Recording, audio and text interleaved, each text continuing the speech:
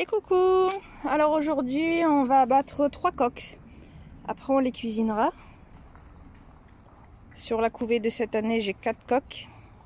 Donc il faut que j'en supprime 3. Donc le premier ça sera celui-là, ça sera le blanc. Il y a les enfants qui m'ont aidé à le rabattre dans l'enclos parce que sinon j'arriverai pas à l'attraper en fait. Donc là il est dans l'enclos, je vais l'attraper. Je vais le mettre, j'ai préparé ici un entonnoir avec un seau au fond avec un peu d'eau. Et après, les autres sont un peu plus loin. Donc au fur et à mesure, j'ai dit aux enfants de me rabattre les coques. Mais pour l'instant, je les ai un peu éloignés pour pas qu'elles voient ça. Donc déjà, on va s'occuper de lui. Alors ici, devant la maison, j'ai mis le stérilisateur à chauffer. Il faut une eau à 70 degrés, donc il est en train de chauffer là. Comme ça, je pourrais mettre les coques dedans et les plumer après. Donc là, j'attends que ça chauffe. Et après, je peux tuer le premier coq. Bon, ça y est. Ça, c'est fait. Il est mort. J'ai tout nettoyé parce que le sang, vraiment, ça colle. J'ai nettoyé mon seau. J'ai tout nettoyé, mon couteau. Maintenant, je vais le mettre dans le stérilisateur où j'ai fait chauffer de l'eau et on va le plumer. L'eau est à 70. Donc, on prend le poulet. On le trempe plusieurs fois.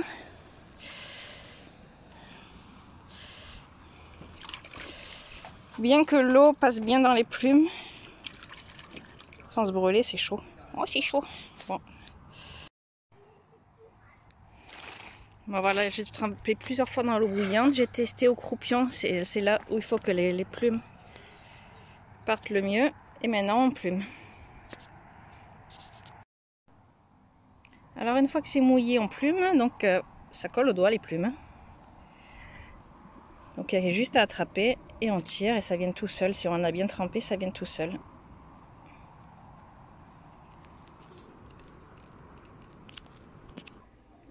Les 3 poulets ont été vidés et découpés par ma belle-mère. Comme ça me fait un peu gagner du temps. Donc là, j'ai tout ce qui est pilon et ailes. Je vais les faire griller au four. On voit que la peau, elle est bien jaune. Ça se voit que c'est du poulet fermier. Du poulet du jardin. Donc ça fera un repas. Je vais les faire griller au four. Ici, j'ai tout le blanc. Je vais faire du coq au vin avec. Et là, il me reste les 3 carcasses. Donc ça, je vais faire du bouillon. Comme ça, je vais récupérer toute la viande qui est accrochée. Et avec toute la viande accrochée, je vais faire des ramen. Alors là, on est J+1. J'ai pas filmé hier soir, mais j'ai découpé tout ce qui était blanc, en fait. Tous les blancs. Les hauts de cuisse, j'ai enlevé tous les os. Sauf les os des hauts de cuisse, parce que franchement, c'était trop dur à détacher. Donc ils sont là-dessous, ils sont sous la marinade. Ça marine depuis hier soir. Donc je vais vous donner la recette de la marinade, mais bon, on en trouve un peu partout. Hein. Là, moi, je l'ai fait au robot. Donc, un oignon coupé en deux, 2 gousses d'ail que j'ai mixé. Ça, c'est pour le mixer. Ensuite, on rajoute de l'huile d'olive. On fait rissoler pendant 5 minutes. Après, on rajoute 300 g de vin rouge. Ça m'a fait à peu près un quart de la bouteille. Un quart, 2 tiers. Allez, 2 tiers grand maximum. Ensuite, 50 g de cognac. Des baies de Genièvre, j'en avais pas. J'avais des baies rouges, là, des baies roses. Donc j'ai mis ça. Une feuille de laurier, mais j'en ai mis 2, je crois, 2 ou 3. Après, on le chauffe pendant 3 minutes 30 pour bien faire infuser tout ça. Et on le met, et après on le laisse refroidir. Ensuite, donc je vous ai dit, j'ai coupé mes morceaux de blanc. J'ai tout mis dans mon tupperware et j'ai laissé mariner toute la nuit. J'ai aussi coupé, je crois qu'il y a 1 kg de carottes. Parce que nous on aime bien les carottes, donc pour mettre un peu de légumes dans le coq au vin. J'ai déjà coupé des tronçons de carottes que je mettrai dedans. Donc au moins c'est prêt, je les ai mis au frigo et ça n'a plus qu'à attendre.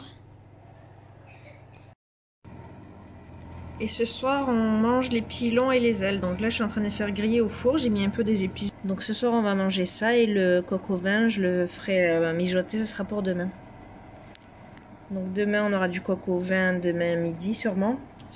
Ou alors, je le garderai ou je le stériliserai. Je sais pas, mais je le cuirai demain déjà. Et demain soir, avec les carcasses, je ferai des ramen. Donc pour le poulet, là normalement ça cuit à peu près 1 heure, vu que c'est coupé en petits, c'est 1 heure. Et je l'ai mis à 190 avec le grill au-dessus et la chaleur tournante. Donc là ça fait 40 minutes. Ça fait déjà 40 minutes et je vois que ça commence à bien griller. Je vais les retourner, comme ça finira de cuire sur l'autre côté et tout sera bien grillé.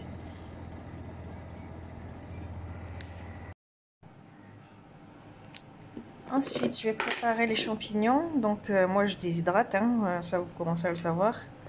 Je déshydrate beaucoup de légumes. Donc les champignons déshydratés, ça donne ça.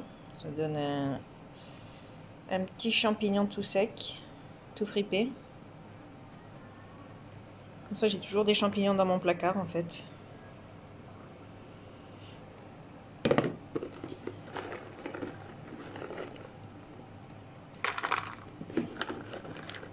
Donc je mets 2 poignées à peu près. C'est pour donner du goût parce que j'ai quand même mis beaucoup de carottes. Donc je vais pas mettre beaucoup de champignons non plus. Donc on met les champignons. On met de l'eau, on couvre d'eau pour qu'ils se réhydratent. Pas besoin non plus de les noyer, hein. Juste un peu ça suffit. De toute façon après ils vont couler. Ils vont aller tout seuls dans l'eau. Donc là on couvre d'eau. Et je vais mettre ça au frais, comme ça sera prêt quand j'en aurai besoin. Il faut à peu près 1/4 d'heure pour que ça se réhydrate. Donc c'est bien de les préparer à l'avance, comme ça au moins c'est prêt quand on en a besoin. Donc ça je le mets à côté des carottes dans le frigo et ça attend que je fasse la cuisson du coq au vin.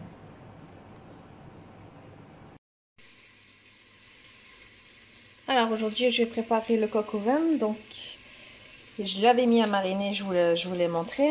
Il a mariné un moment d'ailleurs, il a mariné un jour. Je l'ai fait hier soir et là on est le soir, donc il a mariné une journée entière. On voit la viande, elle a bien pris une teinte, est-ce qu'on voit bien? La viande elle a pris la teinte du vin en fait, donc elle est un peu plus foncée. Donc là je l'ai goûté, je l'ai mis dans une petite passoire pour les goûter. Je suis en train de faire revenir des lardons. J'ai mis un peu d'huile, je fais revenir des lardons et maintenant je vais faire revenir les plus gros bouts. On commence par les plus gros bouts, comme celui-là par exemple. Donc ça c'est un haut de cuisse. Donc je vais faire revenir les plus gros bouts pour les faire dorer. Et après je mettrai les légumes. Ensuite, une fois que ça a doré, là on voit par exemple, ça a doré, maintenant on rajoute les carottes que j'avais faites hier.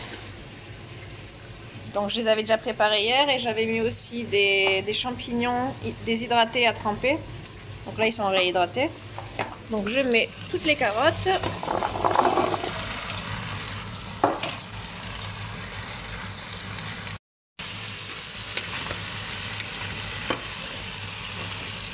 Donc les carottes, on rajoute la marinade.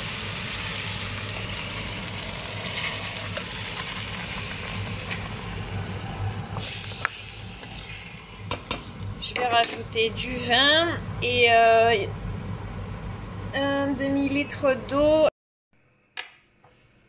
Après salé, poivré.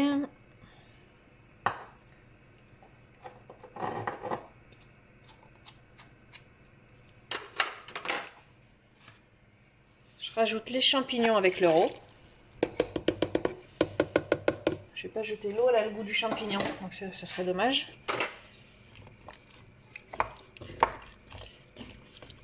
Donc là normalement tout va être couvert, voilà. En fait à la fin tout est couvert de liquide. Je vais rajouter aussi, j'ai pas rajouté les blancs.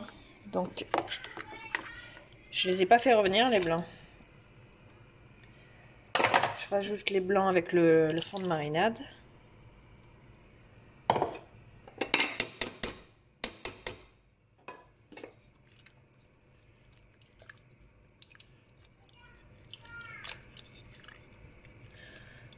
On met tout sous l'eau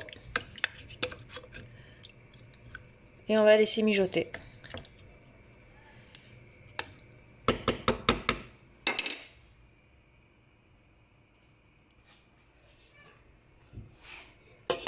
Bon, je laisse mijoter à couvert.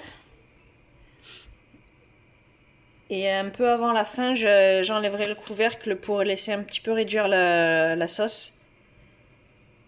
Et là, je vais laisser mijoter 1 heure. Là, ça fait 3/4 d'heure. J'ai touillé de temps en temps pour pas que ça accroche au fond. Je viens contrôler quand même que la cuisson soit faite. Et la viande, elle est pas... Je vois qu'elle est encore un peu dure. Elle n'est pas encore cuite. Donc je vais laisser encore.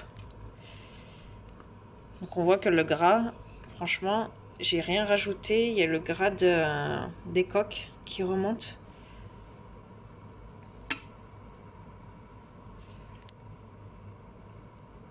Ça c'est tout le gras qui remonte, qui fait une petite couche au-dessus.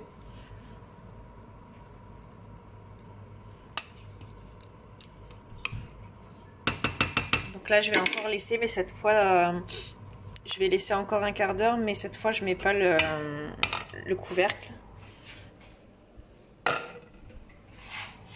Ça va faire un peu évaporer l'eau et le jus va se concentrer en fait. Parce que là c'est encore très liquide.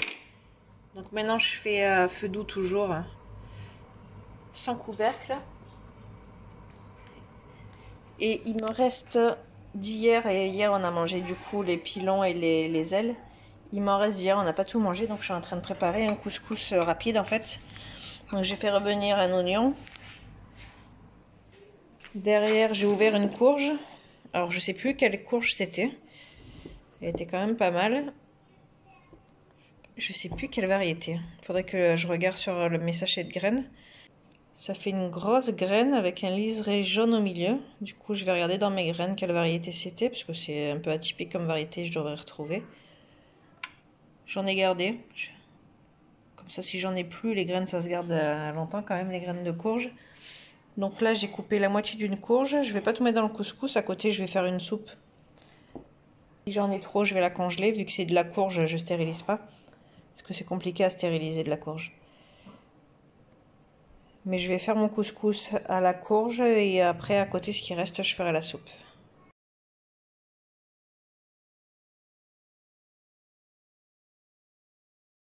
Donc là je mets dans 2 barquettes, je vais mettre au congèle parce qu'on va pas en manger toute la semaine non plus. 2 au congèle, une qui va chez ma belle-mère.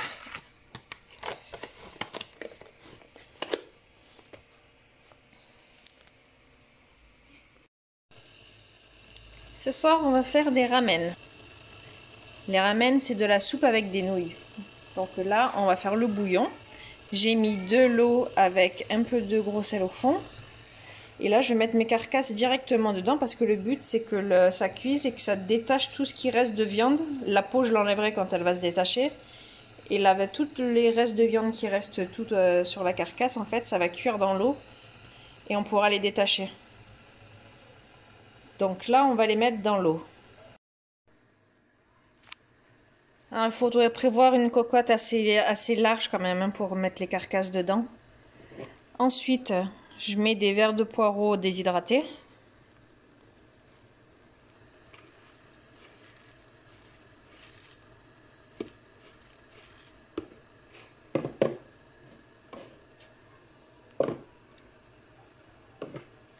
Un peu de champignons déshydratés aussi. Pas la peine de les réhydrater pour les soupes parce que ça se réhydrate directement dans la soupe.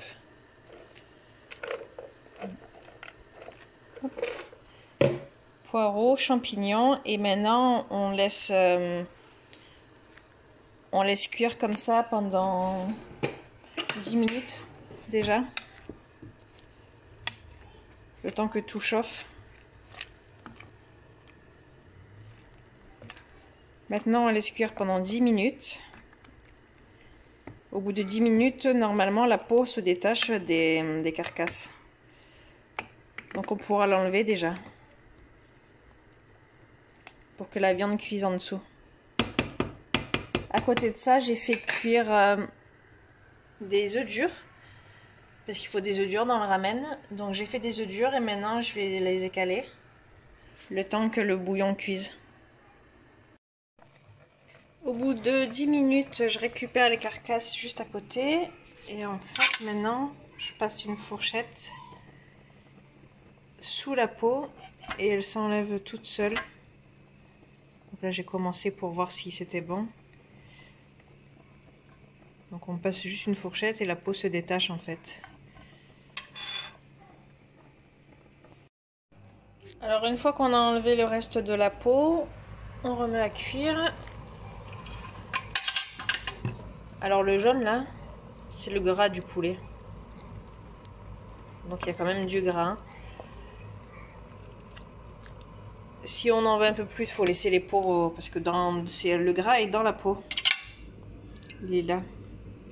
Je sais pas si vous le voyez, mais le gras est à l'intérieur de la peau. Donc si vous voulez un peu plus gras, vous remettez un peu les peaux. Mais moi je trouve que ça va, ça y est, j'en ai assez. Donc je remets à chauffer pendant bien 10 minutes. Jusqu'à temps que la chair, en fait, on voit qu'elle commence à se détacher de l'os. Donc là, elle est encore assez accrochée. Mais il manque pas beaucoup pour que ça se détache.